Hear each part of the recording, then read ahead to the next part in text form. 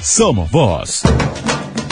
Al comienzo te decía que todo es político, todo acto es político, hay que sacarle el fantasma a la política. Es imprescindible tener política para seguir funcionando, creciendo, etcétera, etcétera. Lo que pasó ayer frente a tribunales en la Ciudad Autónoma de Buenos Aires es político, y lo que va a pasar mañana también frente a tribunales va a ser político. Es decir, ¿en qué quedamos?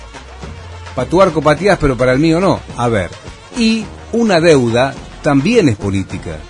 Una deuda de un país es sumamente política y hay que resolverla, porque si no el país no avanza, no construye, no se crece, y tiene que haber determinados eslabones, bases firmes, claras para seguir creciendo. Entre otros, porque no es el único, el economista fue viceministro de Economía cuando Vudú era ministro de Economía, me estoy refiriendo a Álvarez Agis. Es uno de los que más está hablando, ¿no, Sergio?, en relación a el buen acuerdo, dice él, el mejor acuerdo posible que ha hecho la administración Alberto Fernández con respecto a la deuda contraída por el macrismo que tiene que pagar esta administración. Totalmente de acuerdo, pero hay otras opiniones, hay otras explicaciones, y bueno, de eso se trata con el entrevistado que vamos a hablar ahora, para que nos dé su mirada, que es muy interesante, por cierto. Licenciado en Economía por la Universidad de Buenos Aires, profesor a cargo de la asignatura Política Económica de la Facultad de Ciencias Sociales, UBA, y de Instituciones Monetarias e Integración Financiera Regional en la Facultad de Ciencias Económicas.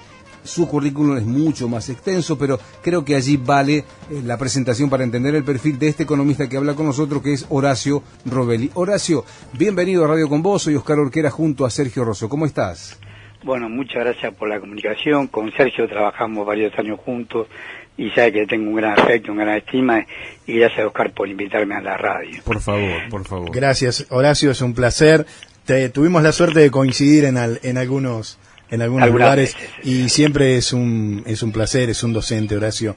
Y sabés que siempre tengo de vos un ejemplo, una excelente persona, querido por todos los compañeros de trabajo. Muchas gracias. Qué lindo. Escúchame, mira, yo fui jefe de Agis. Álvarez Agis era empleado del Ministerio de Economía cuando desembarcamos con Amado Vudú en el año 2009.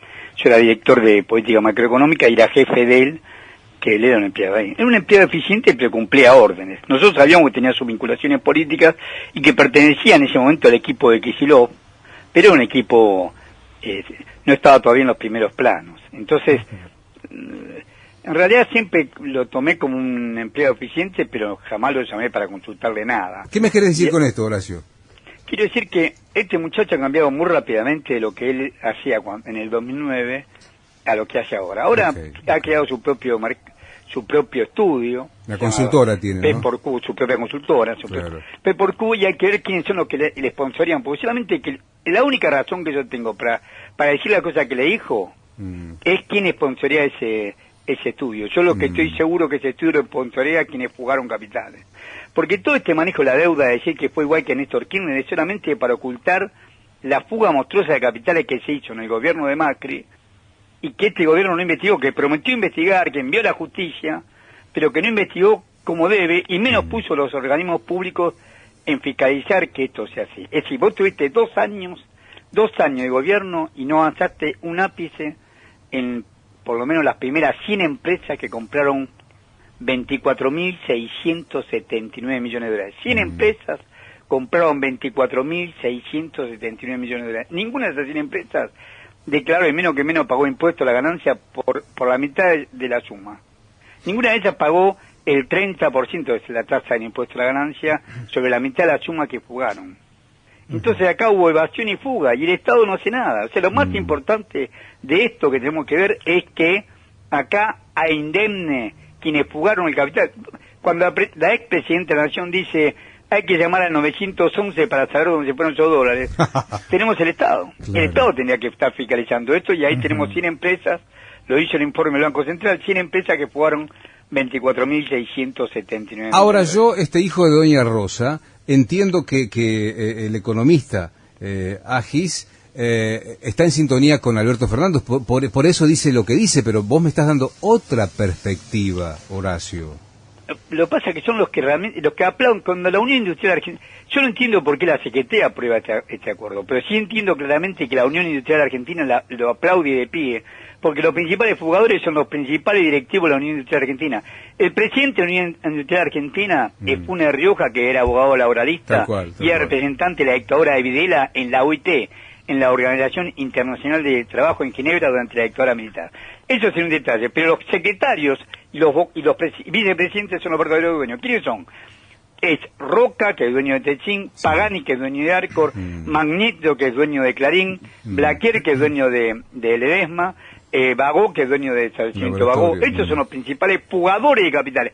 Estos están en los primeros 100 empresas que fugaron capitales. ¿Cómo no aplaudir de pie? Y por eso te digo que P por Q seguramente debe tener como consultor la consultora de Agis a este estudio. Bien. Horacio, ¿por qué desde tu mirada no es bueno el acuerdo y qué le responderías vos a Álvarez Agis cuando dice que Néstor Kirchner firmó un acuerdo que es mucho peor que este? Durísimo eso. Primero que el acuerdo que firmó Néstor Kirchner fue en septiembre del año 2003, él había asumido en mayo. Nosotros veníamos de un default, que era en fines de diciembre del año 2001, caemos en cesación de pago y no le pagamos a nadie. Néstor Kirchner, con esa visión de un estadista, dijo, el primer enemigo que tengo que sacarme encima es al Fondo Monetario Internacional. Entonces vamos a hacer un acuerdo con el Fondo Monetario Internacional porque él siempre tenía la idea de pagarle. ¿Cómo le iba a pagar? Mirá la diferencia hay mal ahora. La deuda era de 12.500 millones de dólares con el Fondo Monetario Internacional. El total de la deuda externa era 178.000 millones de dólares. Ahora son 328.000, pero eran 178.000. Pero la deuda con el Fondo Monetario Internacional era 12.500 millones de dólares y ahora es 45.400. ¿Qué hizo? Hizo un acuerdo sabiendo que teníamos superávit comercial y superávit fiscal. Recordemos que Néstor Kirchner era muy rígido, como una regidería de almacenero. Dicen que llevaba un cuaderno para saber las principales entradas y salidas del Estado y las principales importaciones y exportaciones del comercio exterior. Dicen que tenía ese cuaderno, y yo a esta altura ya lo creo. O si no, tenía alguien que le daba la información casi el detalle. Puedo contar 1000 anécdotas de que he visto yo, pero voy a decir, para no aburrir a los oyentes, voy a decir lo siguiente. A ver. Lo que hizo Néstor Kirchner fue de pizarrón. Agarró y dijo, bueno, acordamos con el fondo, le prometemos que le vamos a pagar los intereses y le vamos a pagar el capital. ¿Cómo le pagó el capital? El 3 de enero del año 2006, o sea, 2 años y medio más tarde que firmó el acuerdo, el 3 de enero le pagó toda la deuda que quedaba con el fondo, que eran exactamente 9.530 millones de dólares. El 3 de enero. ¿Y cómo hizo? Lo sacó del superávit comercial. Nosotros teníamos un superávit comercial, un brutal superávit comercial de 16.000 millones de dólares en el 2002, otro de 16.000 millones de dólares en el 2003, otro de 16.000 en el 2004 y otro de 16.000 en el 2005. Juntó toda esa plata y en enero del 2006, el 3 de enero, le colocó un bono intransferible, por eso renunció Regrado, le colocó un bono intransferible al Banco Central, un bono del Tesoro intransferible, valuado en dólar ajustado por la tasa LIBOR, porque la tasa de Inglaterra más un plus, y después se canceló ese título, en el 2016 se terminó cancelando. Bueno, el 3 de enero del 2006 le colocó un título por 9.530 dólares y le sacó la reserva, o sea, lo pagó con el superávit comercial, por eso el campo se acordaba hasta de la madre de Kirchner. Hizo lo mismo que hizo Perón, aprovechó el superávit comercial producido por la venta de granos y de carne, le aprovechó esto para pagarle al Fondo Monetario Internacional y nos sacamos después de 50 años el tutelaje del Fondo Monetario Internacional que comenzó con el Plan Previs en 1956, cuando Raúl Previs, que era el asesor general de Economía de la Revolución Libertadora, nos comprometió con el Fondo Monetario Internacional. 50 años de tutela. ¿Qué te hace el Fondo Monetario Internacional? ¿Por qué hay que sacárselo de encima? Porque te ajusta permanentemente. El Fondo Monetario Internacional no es un híbrido. El Fondo Monetario Internacional está en Estados Unidos. Y detrás de Estados Unidos están las grandes empresas, los grandes fondos de inversión. Detrás del Fondo Monetario Internacional y detrás de Estados Unidos está BlackRock, Larry Fink. BlackRock tiene el 6% de YPF, 18,8% del Banco Galicia. Es el socio mayoritario de Pampa Energía, el socio mayoritario de Telefónica de España, del Banco Bilbao Vizcaya, del Banco Santander. O sea, él mismo reconoce que si fuera un país, lo dice Larry Fink, administra activos, según dice él, por 7.500.000 dólares. 7.500.000 dólares. Nuestro Producto Bruto es 416.000 millones de dólares. Y él tiene 7 billones de dólares. 7 billones. O sea, él, si fuera un país, sería el tercer país por PBI del mundial. Después de Estados Unidos y de China, no tienen que mantener ejército, no tienen que mantener hospitales, ni pensar en el COVID. Claro. Y este hombre es el que ha puesto un pie en Argentina con el fondo. Bien. Horacio, uno de los principales ejes del acuerdo, cuando uno lo escucha a Guzmán, dice que no va a haber ajuste porque el crecimiento va a permitir que no haya ajuste. Yo te pregunto, ¿qué pasa si no hay crecimiento? Es que no va a haber crecimiento. ¿Por qué no va a haber crecimiento? Porque tremendo. En la Argentina, el crecimiento tenemos nosotros ahora, que hemos crecido un 10% el año pasado, fue como rebote de la caída del 9,8% del 2020. ¿Y se da, en dónde se da? ¿Dónde creció la economía argentina? En donde no genera trabajo. En el sector exportador, exportadores de grano, de carne, ellos han ganado fortuna. Ciara y SEC, Ciara, la Cámara de Industria Aceitera de la República Argentina, y SEC, el Centro de Exportadores de Cereales, están chochos porque han logrado un récord que no lograron nunca. Vendieron más de 38.000 millones de dólares que declararon. Y lo mismo pasa con la venta de el consorcio ABC de exportadores de carne, tiene 80% de la exportación de carne y el 100% de la cuota GIL. ¿No te escuché qué? No hablamos. Todos estos te han de parabienes porque han exportado y han ganado muchísima plata. También los bancos han ganado mucha plata. Sin correr ningún riesgo, el Banco Central le paga intereses por la LELIQ y por los pases pasivos. Están muy concentrados y son sectores que no generan empleo. Nosotros tenemos que estar al revés. La única forma que crecemos sostenidamente es si se impulsa el mercado interno y se garantiza que el mercado interno crezca. Toda la prédica de Néstor Kirchner era decir cómo le ponemos plata en el bolsillo a la gente y que no sea un proceso inflacionario, no dejarle a las empresas que aumenten los precios y que la gente tenga mayor poder adquisitivo. Y lo hizo Néstor,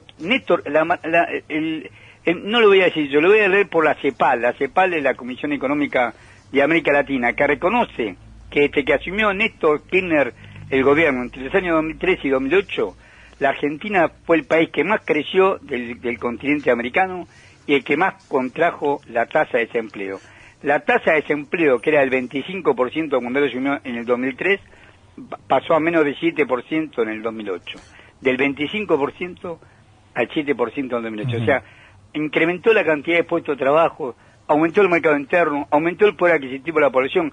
El salario mínimo aumentó de 360 pesos cuando asumió él en mayo del 2003 a 1.240 pesos en el 2007. Horacio, digo, claramente con lo que vos nos estás diciendo, la carta de Máximo tiene mucho sentido. Yo estoy convencido que Máximo hizo honor al apellido de su padre. Hizo honor al apellido de su padre. Vos no podés permitir una intromisión como la pérdida de la soberanía. Mira, dígame contar una sola anécdota, yo no la vi, pero me la contaron de varias fuentes distintas y por eso la creo y aparte conozco el personaje. Ese 3 de enero, cuando le pagó los 9.530 millones de dólares y nos sacó la inspección del fondo, Felisa Micheli tenía la oficina, yo soy amigo personal de Felisa porque estudié con ella. Y me lo contó ella, pero también me lo contaron otros. Y a Felisa le pueden preguntar. Felisa tenía la oficina en el 5º piso sobre Hipólito Yrigoyen en 250. Pero del lado de atrás, sobre Alsina, estaban los técnicos del fondo. Néstor entró con un flaco amigo de él que se llama Casuriaga, que era igual que él, era flaco, alto, narigón como él, tipo de garbado. Y los tipos entró, saludó muy cortésmente y de pronto saltó y se subió arriba de un escritorio, blandió el documento que era el cable que le habían comprobado que había recibido la plata del fondo y dijo: señores, este documento demuestra que no le debemos un solo dólar al Fondo Monetario Internacional. Por lo tanto, usted no tiene nada que hacer en estas oficinas. Le pido por favor que se retiren. Ese era Néstor Kirchner. Y Alberto Fernández, al revés de lo que dice Alberto Agis, en vez de hacer algo semejante, lo que dice al fondo está bien. Acordemos, a último momento, porque nunca nos dijeron cuál era, guardaban en secreto la negociación con el fondo. Nunca nos dijeron que el fondo iba a tener una intromisión trimestral de las cuentas nuestras y que iba a venir una misión del Fondo Monetario Internacional. Una misión, le dicen. Una misión como si fuera un ejército, como si fuera un comando que mandaste a hacer una misión. Una misión del Fondo Monetario Internacional de Argentina para verificar que cumplamos el acuerdo. Nunca me dijeron eso. Y sin embargo, a último momento pretenden que acordemos de esta manera. Quien está contándolo es licenciado en Economía por la Universidad de Buenos Aires, profesor a cargo de la asignatura Política Económica de Ciencias Sociales de la UBA, nada más y nada menos, Horacio Robelli. Horacio, por favor, que no sea la última vez que charlemos. Yo le pido al contrario, le pido a Sergio que me llame, que me tenga siempre presente. Un placer. Muchas gracias, Oscar, por la oportunidad de poder hablar en tu programa. Un placer, Horacio. Bueno, siempre es un gusto hablar con vos. Te mandamos un abrazo, Horacio. Gracias. Abrazo grande. Va por vos, va por vos.